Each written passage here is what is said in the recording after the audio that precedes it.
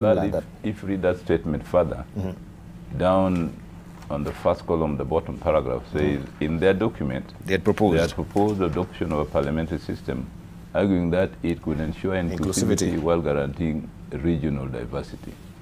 They had said this was to ensure that electoral violence is curbed and strong position is entrenched in the Constitution. That is what is in the document. These are the things that this fellow now says here. But when they took to the floor, the governors withdrew the proposal but gave reason for the move. I'm not quite sure that that's correct, personally. Because this is now a comment by the writer. Maybe he could have misunderstood what the governors were saying, but what is important is what we agreed in the document. Otherwise, I'll consult with my colleagues and find out whether there is some misinformation here. But the reasons why we prefer parliamentary system is precisely stated here. They had said that it was to ensure that electoral violence is curbed and strong opposition is entrenched in the Constitution. You see, and this was my argument, that a parliamentary system creates much more political stability than a presidential system. And the evidence is there since the independence, you know. And it doesn't mean that you can't have somebody there called a president. In South Africa, they have Thabo Mbeki as a president, but he's effectively a prime minister. You see what I mean? That also doesn't mean that you cannot have a president who plays another role in the republic, supportive of the parliamentary system. In Britain, they have the Queen. The prime minister cannot announce a cabinet until he presents it to the Queen. Even the State of the Nation address, the Queen must receive it. So what I'm saying is that, look, unless we want to cut our nose and spite our legs, whatever, let us take the bull by the horn. Are we going to deal with electoral violence if we adopt a presidential system? Or are we going to deal with it if we adopt a parliamentary system? Are we going to institutionalize a strong opposition in parliament with a presidential system? Or are we going to institution through a parliamentary system? Evidence is there world over. So I personally will not give in to any kind of weak-kneed resolution to abandon the parliamentary route.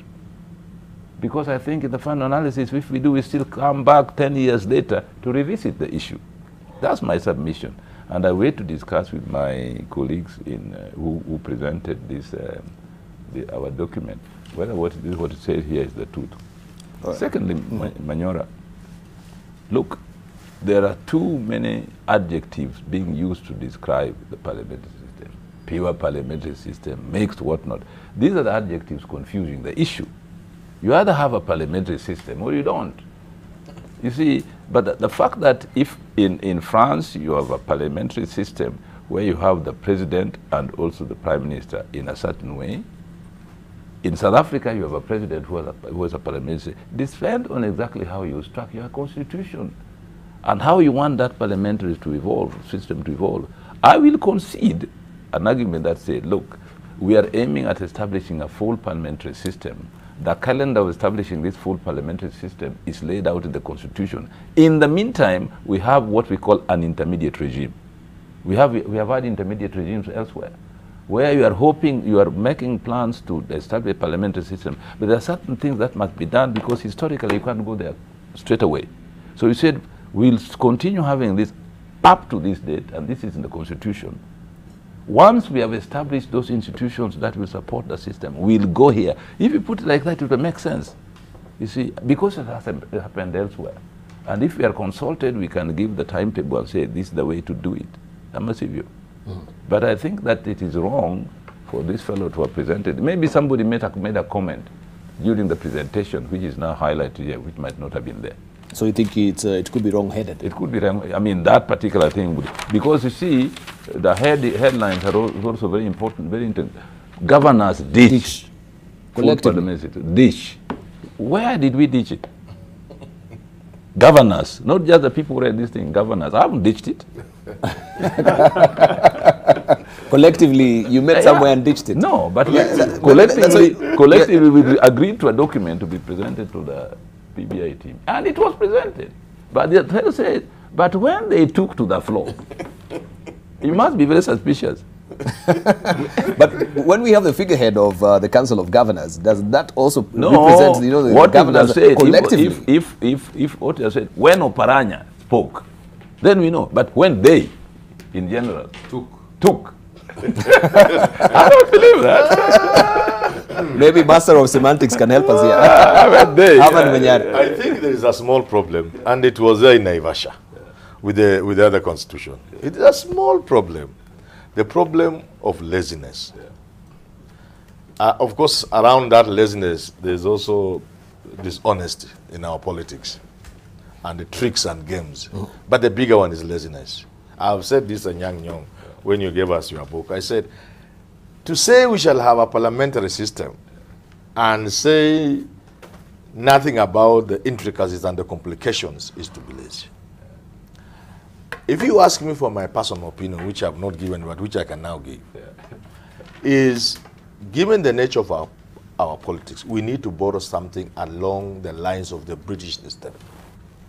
That is what can work here, where you have a clear separation between the roles of head of state and head of government. Exactly. Let president remain president and feel big and receive dignitaries and go pass out parade, State of the Nation address and so on, and receive the prime minister in a very elaborate ceremony to allow him cabinet and all those kind of things.